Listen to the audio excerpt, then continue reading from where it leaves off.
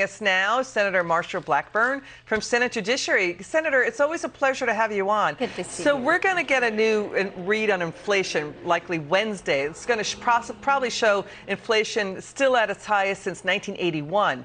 Your reaction to the president tweeting and blaming the GOP for blocking him on rising gas prices, food, and energy?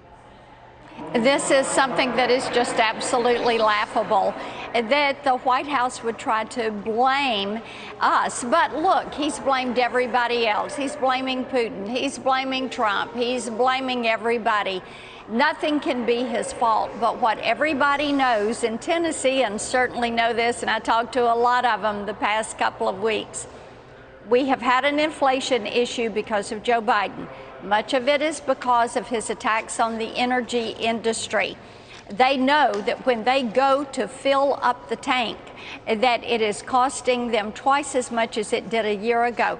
Our counties, when they look at the budgets for first responders and law enforcement and school buses and heating and cooling buildings, they're saying we're having to double what we spent last year in order to plan for our budget this year. This is not anybody's fault but Joe Biden, his administration, and this Green New Deal agenda that is pushing all of this. And you know, Senator, the president did campaign saying he would not be blaming others, that the buck would stop with him, but it's not stopping with him, as Harry Truman had said.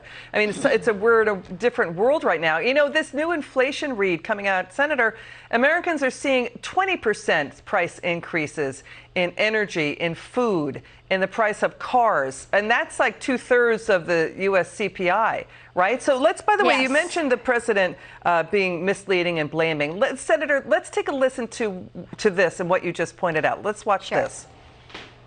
Today's inflation report confirmed what Americans already know. Putin's price hike is hitting America hard. Oil companies, shipping companies. Republicans in Congress are doing everything they can to stop my plans to bring down costs. Our economists have conveyed that they feel that the impact of our proposals will be transitory. Transitory. Well, what do you say to those families who say, listen, we can't afford to pay $4.85 a gallon for months, if not years? This is about the future of the liberal world order, and we have to stand firm. Senator, what does that mean, the future of the liberal world order, that Americans have to pay higher prices for that? What does that mean? This is their liberal utopia. They thought that they were going to be able to radically transform the country under Barack Obama. And then they would have Hillary Clinton and they would get the job done. It would be socialism. They would be in control. They're all about punishing people. And you look at what they've done.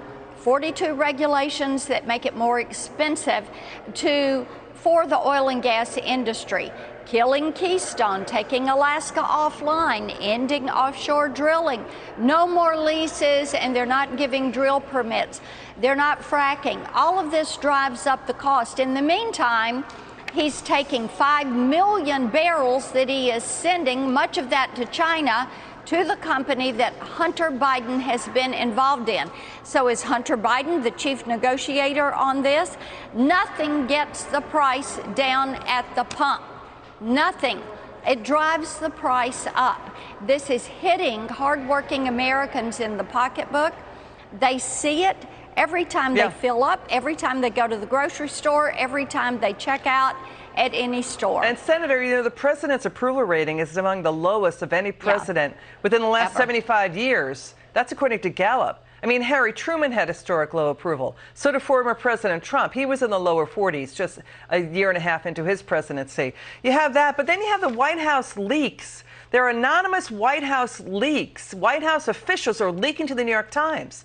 That's on the rise. They're telling the Times Biden may be too old to run for re-election, that he, quote, now shuffles when he walks. Staffers are afraid he may trip on a wire while walking, that he stumbles over his words. And you have the New York Times Santa College polls. 2/3 of Democrats and 9 out of 10 millennials don't want Biden to run again. So who is doing the leaking and who do they want to run instead? This is something that I think will make itself evident over the next few months.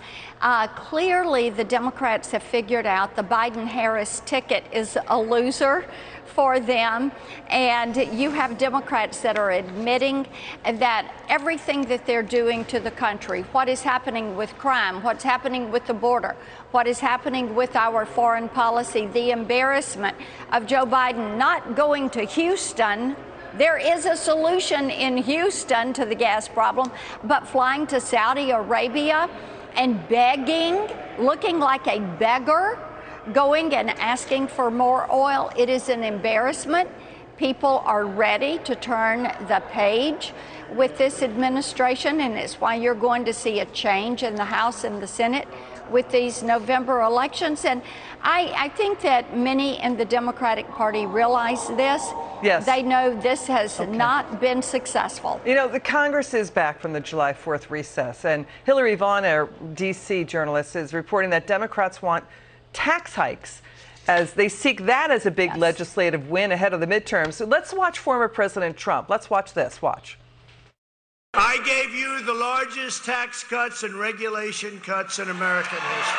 The radical Democrats are working like hell to impose the largest tax hike by far in American history to pay for the Green New Deal. You know, the president, former President Trump, his words are resonating with people who support him across the country. You know, he says this as Steve Bannon is set to testify at the January 6 hearings, and former House Speaker Paul Ryan, in a new book, is quoted as saying he was sobbing when he watched the January 6 attack on the U.S. Capitol. How do you see this storyline playing out when it comes to former President Trump and the election? When I am out and about in Tennessee, people, regardless of whether they're Democrat, Republican, Independent, they miss President Donald Trump. Their pocketbook was a little bit fatter during that period of time. They had more money at the end of the month, and economic policies, times were good. They miss that. But the Capitol riots are hanging him up, right? There's a lot of leeriness and worry in the GOP party about a Trump candidacy, right? There are three issues people are talking about: inflation, inflation, inflation. Okay, Senator Blackburn, it's good to see you. Come back soon. Okay, this.